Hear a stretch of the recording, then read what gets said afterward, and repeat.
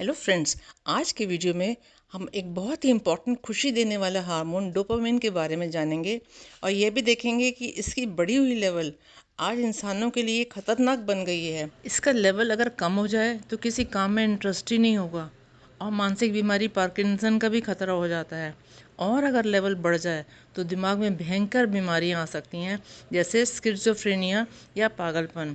इसीलिए इसके लेवल को बैलेंस करना पड़ेगा। इस हार्मोन को कई नामों से जाना जाता है: pleasure hormone, reward hormone, feel good hormone. जब भी हम लाइफ में कुछ अचीव करते हैं या रिवॉर्ड पाते हैं तो ये केमिकल ब्रेन से रिलीज होता है और हमें आनंद, पुरस्कार और प्रेरणा में बहुत हेल्प करता है। डोपामिन हमारे दिल, गुर्दे, मांसपेशियों और आंतों की मूवमेंट को नियंत्रित करता है। दिमाग में फोकस के साथ काम करना, याददाश्त और किसी नए काम को सीखने में भी बहुत महत्वपूर्ण भूमिका निभाता है। आप सोच रहे होंगे कि अगर डोपामिन हमारे लिए इतना इम्पोर्टेंट है तो हम डोपामिन हाईजैक की बात क्यों कर रहे हैं।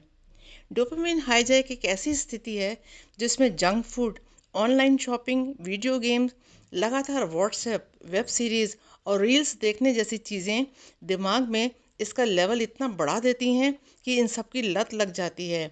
इंसान डोपामिन का गुलाम हो जाता है और वह हमें सब कुछ करने पर मजबूर करता है।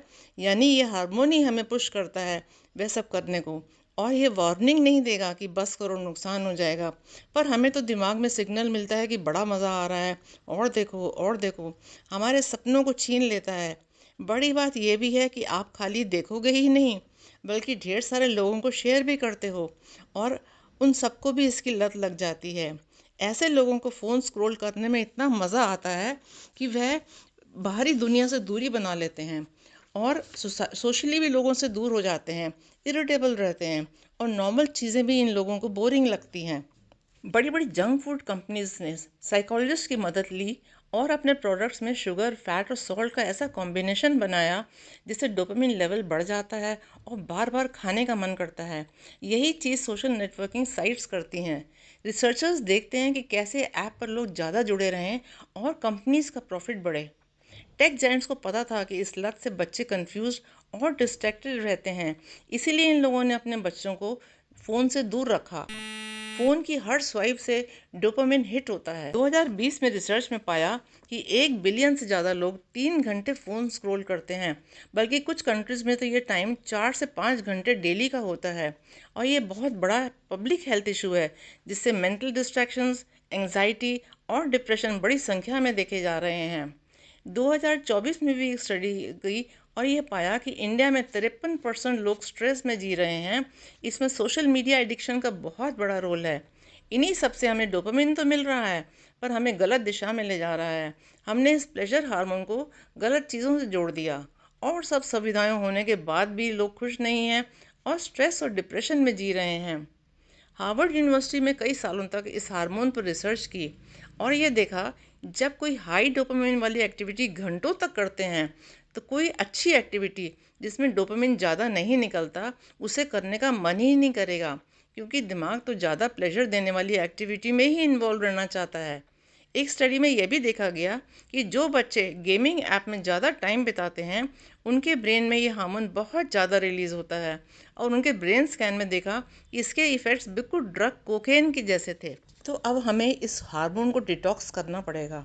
सरल भाषा में समझें कि डोपामिन डिटॉक्स क्या है। टॉक्स यानी टॉक्सिन और डिटॉक्स यानी टॉक्सिन को बाहर निकालना। तो जब डोपामिन डिटॉक्स करते हैं तो शरीर में इसकी हाई लेवल से जुड़े टॉक्सिन शरीर से बाहर निकलते हैं और तब माइंड और बॉडी दोनों बैलेंस में आ जाते हैं। इस प्रोसेस को डोपामिन फास्टिंग भी कहते हैं। जैसे कि फास्टिंग में हम कुछ टाइम के लिए खाना छोड़ देते हैं और शरीर के टॉक्सिन्स बाहर निकल जाते हैं, वैसे ही डोपामिन फास्टिंग में जिन जिन एक्टिविटी से ये हार्मोन बहुत ज़्यादा निकलता है उनसे हम कुछ टाइम के लिए दूरी बना लेते हैं। अब देखिए कि और क्या कर सकते हैं। सुबह उठने के बाद कुछ टाइम के लिए बाहर धूप में निकलें, थोड़ी देर मेडिटेशन करें, फिर कुछ ऐसी एक्टिविटी करें जिसमें कुछ एफर्ट लगे पर काफ़ी टाइम तक खुशी और सेटिस्फेक्शन मिले, जैसे कि योगा, साइकिलिंग, जॉगिंग, रनिंग या वॉकिंग। अपनी उम्र के हिसाब से करें। डीप ब्रीदिंग करें, स्पेशली पर्ल स्लिप ब्रीदिंग, जिसके बारे में मैंने अपने एक वीडियो में बताया था। सुबह उठने के बाद कम से कम 3-4 घंटे तक फ़ोन ना देखें, अनलेस ये आपके प्रोफेशन के लिए ज़रूरी हो। अगर आप फ़ोन में नोटिफिकेशन आते ही उसे खोलने के लिए बेचैन हो जाते हैं, तो नोटिफिकेशन बंद कर दें। दिन में कई बार फ़ोन को साइलेंट पे रखें। घर में फ़ोन फ्री जोन, जैसे खाना खाते समय और सोने से पहले। नोटिफिकेशन जो लगातार डिस्टर्ब करती हैं उन्हें बंद कर दें। जो मीडिया ऐप ज़रूरी नहीं है उन्हें हटा दें। लगातार फ़ोन को स्क्रॉल ना करें। जब भी फ़ोन उठाने का या जंक फूड खाने का मन करे तो 10-20 मिनट तक कुछ प्रतिक्रिया ना करें और कुछ नया करने की सोचें। हो सके तो फास्ट फूड आउटलेट्स के सामने से ना जाएं। बेवजह शॉपिंग ना करें। खरीदने से पहले सोचें कि क्या इसके बिना काम चल जाएगा। ऑनलाइन गेमिंग के बजाय घर से बाहर निकलें और लोगों के साथ कुछ अच्छे गेम्स खेलें। कभी आंख बंद करके सोचो कि इस आदत से खूबसूरत ज़िंदगी के पल गंवा रहे हो। सोचो कि अगर यही करते रहे तो कुछ हासिल ना होगा। आशा करती हूँ ये जानकारी आपको अच्छी लगी होगी।